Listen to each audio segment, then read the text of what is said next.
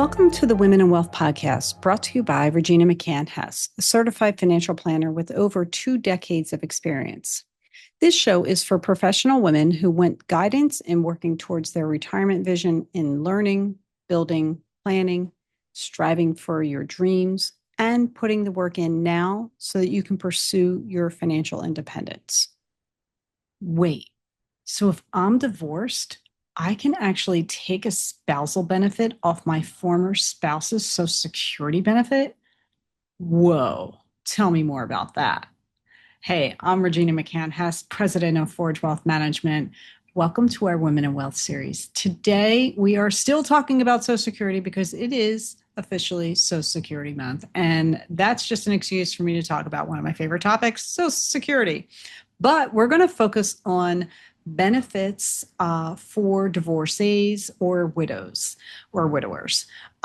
So there are rules, of course, but there are still ways for you to take advantage of your spousal portion of Social Security off your former spouse. So let's dive into some of the rules first, because, you got to get them out of the way until you get to the good stuff where you get the money, right?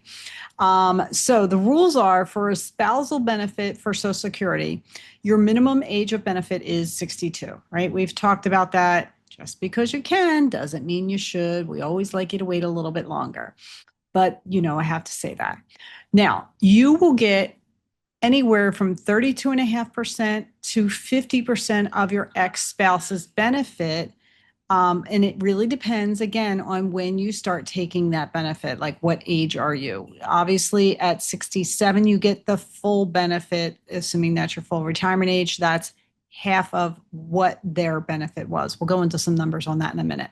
But if you take it at 62, you only get 32.5% of that benefit. So 67, you get 50%, 62, only 32.5%. So decisions. Okay, so the other thing, this is a funny rule. Not only do you have to be married to that person or had been married to that person for 10 years, it had to be 10 consecutive years. So apparently people were getting married, say they were married for 7 years, they got the 7-year itch, got divorced, got remarried for like 3, 4, 5 years, and they tried to use that as their 10-year thing. And IRS said, no, you had to be married for 10 years continuously to be able to take the spousal benefit in a divorce situation. Okay, we'll have to follow that rule. The other thing is you have to be currently unmarried. So to take your spousal benefit off your former spouse. So we have that too. Your former spouse has to also be at least 62 years old or disabled. And here's the thing. The former spouse does not need to apply for their retirement benefit unless, here's the caveat, unless the divorce was less than 2 years ago. So if the divorce was 3 years ago, you can call the Social Security office and say, hey, I need to make my appointment. I want to sign up for my spousal benefit. But if it was a year and a half, you're going to have to wait till that 2-year time frame passes before you sign up for the benefit. So that's good to know as well. So these are all just kind of like you have to follow the rules in order to be, able to take advantage of this benefit. The other thing is, contrary to what a lot of people think, your former spouse doesn't have to know anything about it. It does not impact them one iota. It doesn't take anything away from them. It doesn't take anything away from, their new spouse if they're married. Think about Johnny Carson. Johnny Carson had a lot of wives. As long as he was married to each of them for 10 years, they each got a benefit off of him, a spousal benefit. It's crazy, right? But the same the same situation applies. As long as you were married for 10 years to that same person, you have the option to get your spousal benefit from them, if it makes sense. And they don't need to know anything about it. They do not need to give you approval. It's not taking anything away from them. It doesn't impact them one iota. So there you go.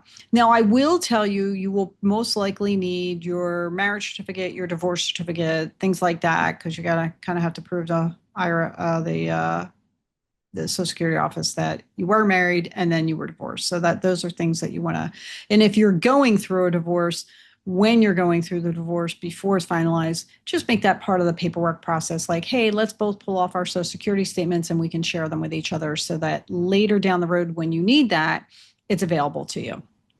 Okay. So now here's the thing with spousal benefits. If you don't really get both benefits. So like if your benefit is the same or better than theirs, then there's really no reason to apply for the spousal benefit.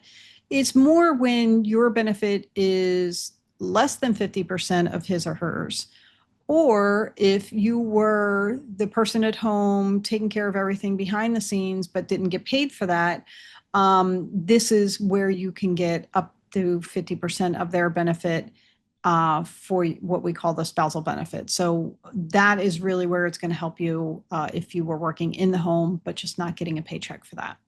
So those are really, really important things to know. So like if my benefit is, let's just say it's $1,000 and my ex-spouse's benefit is 3,000. I don't get both. I don't get 1,000 and 3,000. I get my 1,000 and then Social Security trues me up to 1,500 to get me to that 50% mark, assuming again I wait till full retirement age. So I get up to $1,500.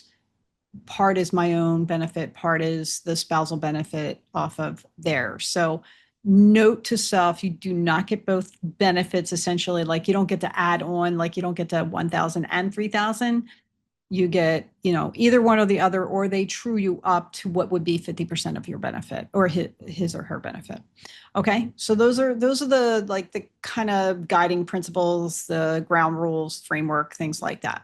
Now, also, you are also eligible for, and you're also eligible for survivor benefit. Again, even if you're divorced, you're entitled to a survivor benefit. Again, 10-year consecutive time frame, same, still have that.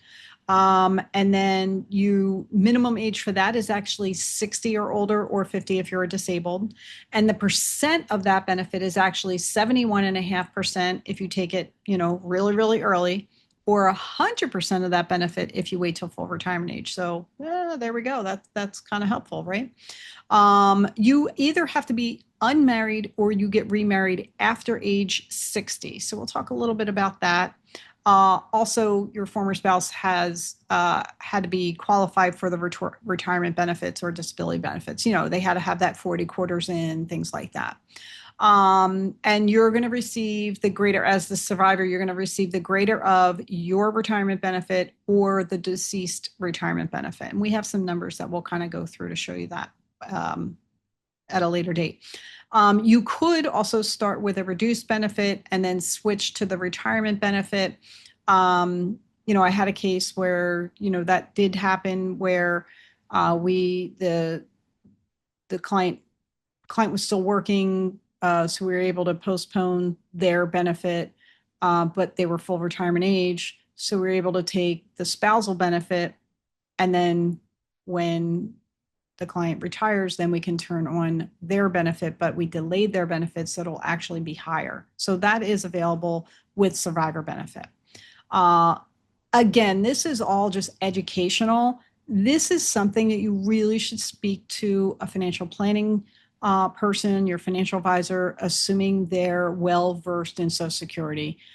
This is a minefield of information. You kind of need to know a little bit more than just surface with Social Security, because there's so many Social Security strategies that can help extend your benefit and increase your bottom line and your retirement income over your lifetime if you just know how to strategize it, as opposed to just like, oh, I'm 62, I can turn it on now. Just because you can does not mean you should. That's one of my favorite sayings now, right? So those are some of the rules about spousal benefit or survivor benefit. We'll kind of possibly tiptoe around them again as we go forward. But let's dive deeper into what it looks like if you're taking the spousal benefit. Again, your spouse, ex-spouse in this case, might be still alive. So in the case that the spouse is the former spouse at full retirement age, let's just say, I like those easy numbers. So let's just say their monthly benefit was $4,000. If you wait till you're 67, again, you follow all those other rules that you have to follow, you will get 50% of that. Easy math, $2,000 a month. Woohoo, we like that easy math, right?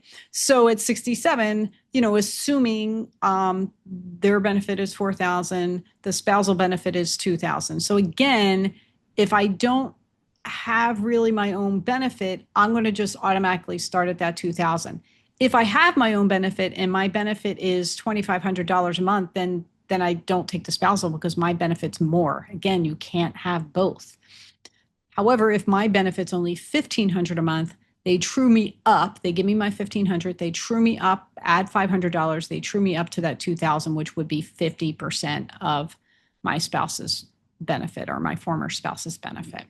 The other thing to keep in mind, though, again, is a lot of people turn these benefits on very early, which I don't really recommend. You really, again, want to talk to somebody and strategize this. You're leaving a lot of money on the table. Now, again, there's sometimes health reasons where it does make sense. So caveat is always like there's a reason for everything, right? But if you're 62, like at 62, you can take a spousal benefit. But that benefit, instead of 50%, is now 32.5% of the benefit. And that $2,000 a month, because my former spouse was $4,000 a month. So 50% of that is $2,000 a month, right? That's my spousal. If I take it at age 62, now I'm getting $1,300 a month instead of the $2,000 a month. And $700 a month is like $8,400 a year. I mean, that adds up. Multiply that by 10 years or 20 years. It's significant over your lifetime. So you want to make sure that you're making smart decisions, not just for today because it's easy, but let's like lifelong decisions that's going to impact your strategy. It's going to impact your retirement income for the long haul. And hopefully you're able to do it in such a way that you're adding income to your retirement income plan by strategizing when is the best time to take your Social Security benefit. And in this case, we're just kind of talking about spousal benefit or the ex-spouse's benefit. The same thing, if you're married, these parameters are the same, whether or not you're married or divorced, except for the rules for the divorce. These parameters are the same. If you take your spousal benefit at 67, you get 50%, or full retirement age, I should say. If, however, you take it at age 62, you're only getting 32.5%. Remember, we said their benefit was 4,000, so the spousal benefit is 2,000.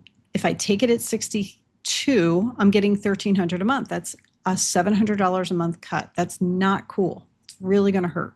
So let's think about that. Again, talk to somebody before you make those decisions because it can have a true long-term impact by kind of making decisions that aren't in your best interest just to get money sooner.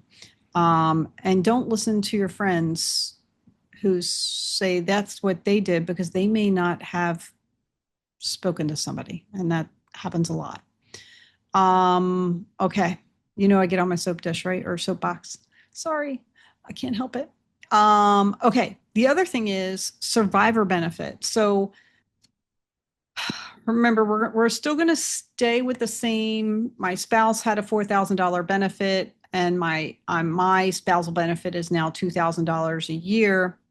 But a couple years pass, and my former spouse dies, and so I have a survivor benefit that is going to be different than my spousal benefit.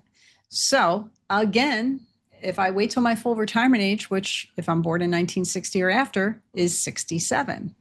If I turn my survivor benefit on at that point, I get 100% of my former spouse's benefit, or even if I am still married. This works whether or not you're married or not. So if he was getting $4,000 a month, my spousal benefit was $2,000 a month. I now step from $2,000 to $4,000. I don't get both. I don't get my $2,000 and his $4,000. I just step up into the $4,000. So that's what I will get as my survivor benefit if my spouse or ex-spouse dies. That's what his benefit is. All right. Again, if I can take this earlier, but every year that I take it earlier, I get a haircut more and more and more. So I can take it, like I said, you could take it as early as 60, but let's just stay with that 62 number so that we're kind of reinforcing that number as, you know, one of the lower numbers that you could take it at.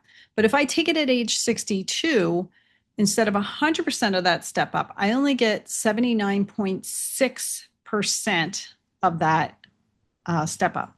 So instead of 4,000 a month, I'm getting 3,184 per month, and I'm giving up. And so that's like, so 4,000 a month is $48,000 per year. If I'm getting that 3,184 per month, I'm getting $38,208. So that's almost a $9,800 cut in benefit per year because I'm taking it so early. So you really want to think about this and strategize why, if you can, wait till that full retirement age so you can get that $48,000 a year versus 38,208. I mean, it's a large amount, and over 10 years, that's almost $98,000 a year. I'm not a year, but almost $98,000 of lower benefit because you're taking it early. So that's really key in trying to determine when you should take your survivor benefit. Now, let me fast forward a little bit in the situation where if you're in a ex-spouse situation, remember I keep saying 67 is the full retirement age. But on a regular, if I'm still working at 67 and I delay my Social Security to age 70, I get an 8% per year bump. So that's 24% more than what I would get if I was taking it at 67. So that benefit now, instead of $4,000 a month, is $4,960 a month. So instead of $48,000 a year, I have $59,520 per year. That's a big step up. So I'm telling you this because it doesn't make sense for you to wait beyond 67 in any case. But if your spouse or your former spouse waited to age 70 to take their benefit, the survivor benefit is what you step up into, right? So instead of 2,000 a month, if the former deceased spouse waited until they were 70 to turn their benefit on, instead of 4,000, they were getting $4,960 per month. You go from $2,000 to $4,960 a month. So that's a big, big increase. That pays a lot of bills. Obviously, especially if you're divorced, you can't really strategize this part of it because they take it when they take it. You're certainly not going to have any say in that matter.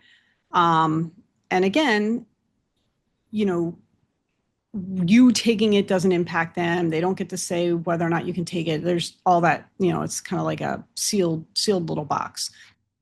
But if you are married, it is a strategy that a lot of married couples do so that they can maximize their income over the lifetime.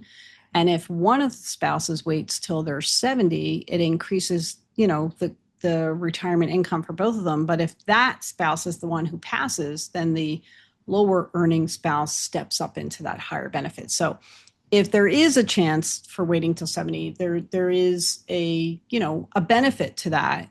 But again, you kind of need to talk to somebody. Definitely want to strategize this. You don't want to just be like, oh, I'm 62 or I'm 64. It's time to turn this on. You want to see what you're leaving on the table. Kind of like, the Kenny Rogers, know what you're walking away from. Know when to hold them, know when to fold them. Know what's available to you, and don't hesitate to reach out to a professional for this because Not everybody is educated on the Social Security. It is very complicated. I know every year, every time I go through my conference cycles, I go to a couple conferences every year.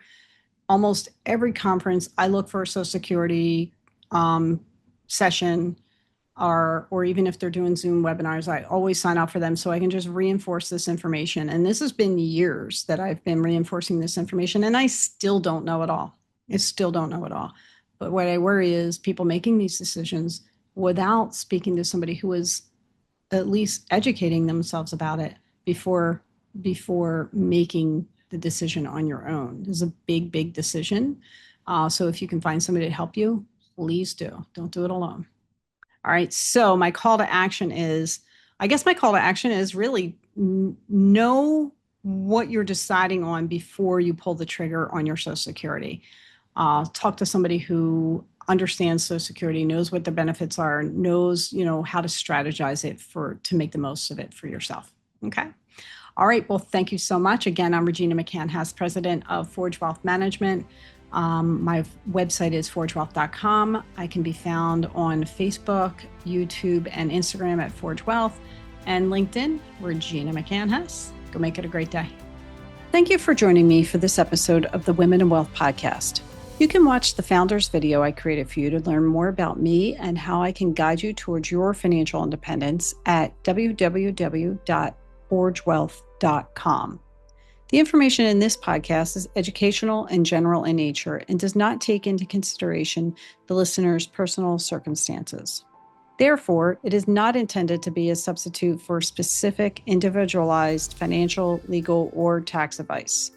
To determine which strategies or investments may be suitable for you, consult the appropriate qualified professional prior to making a final decision. Securities are offered through LPL Financial, member FINRA, and SIPC. Investment advice offered through Private Advisor Group, a registered investment advisor.